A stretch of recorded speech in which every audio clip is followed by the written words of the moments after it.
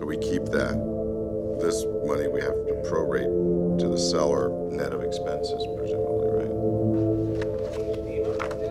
No, I haven't been able to figure out a name. Robert had contacted TNF and said, I have an idea, I want to get more involved.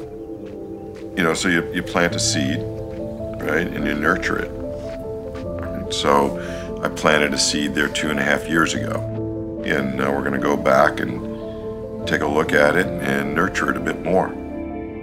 What we want to do is inundate their mind, body, soul with the essence of Kibera and what's going on here.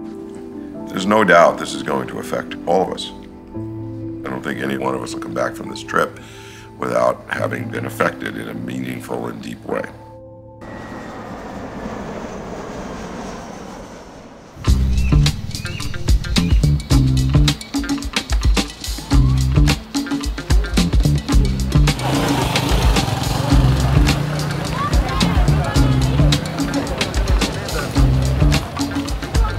Now the town, city center is up there, the city center. Yeah, I see. You can see it, huh? Yep. Yeah. It's an interesting contrast, huh? Well, it's also very densely populated. Yes.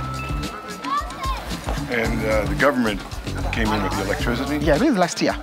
Last year? Yes.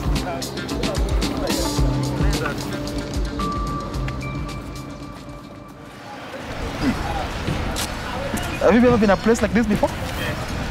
Not quite.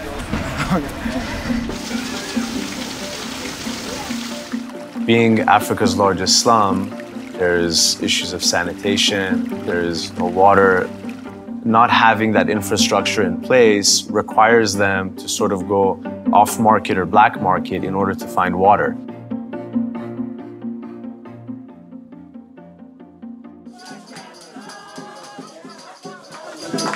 This is how participatory philanthropy works. I wanted to change the way donors interacted with the foundation, to move beyond the basic financial contribution, beyond writing a check. If someone's donating money remotely, I view that more as a passive participation. An active participation is getting somebody on the ground to actually see, smell, feel, experience what's going on.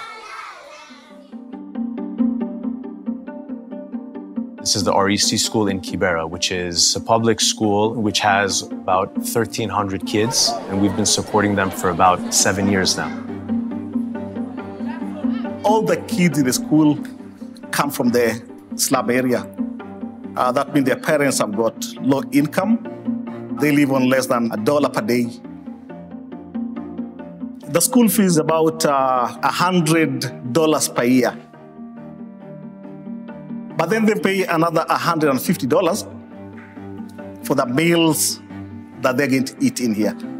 Most of the parents in here actually don't have just one child.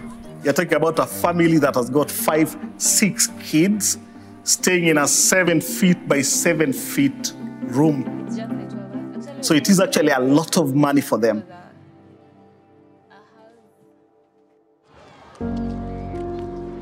When we were discussing with Robert and I gave him the background of this is the REC school, he was very inquisitive. He started asking about their needs. One of the biggest areas of need is water. It constitutes oftentimes 20 to 30% of their monthly expenses, which is unthinkable. There's an opportunity cost to that because that 20 to 30% that a parent has may restrict her from being able to put a child into school. The fact that it's more expensive for people in Kibera to get water than it is for people in the central business district of Nairobi or even Los Angeles or New York, you have a major issue because these people are operating on $1 a day. Water is not a luxury, that's a necessity. The plan is simple. We decided that we're gonna set up a borehole, and this was the first component of creating a sustainable community water project. Once it's up and running, the idea is for the school to sell its water to neighboring schools. Essentially, this will result in the school saving over $7,000 a year in water fees and bring in an additional $13,000 a year in new revenue. That's a lot of money, especially for a school in Kibera. Nourafchan Foundation said they could be able to get somebody to do the funding for the borehole. The pump is at a depth of about 170 meters? Yes. So and it's inside the casing? That one would come, yeah, that's inside the casing. So it's relatively small then, right? When Robert asks questions, it's not topical. He'll have a multi-layer, 6 degrees into getting to the essence of what needs to be asked. On a per student basis, without boarding, approximately how much water per day? I knew that to bring that mind into Kibera was inevitably going to just start shaking things up. It's not just about 400,000 kids. This is going to cut across lots and lots of kids, lots and lots of parents, and lots of households in here.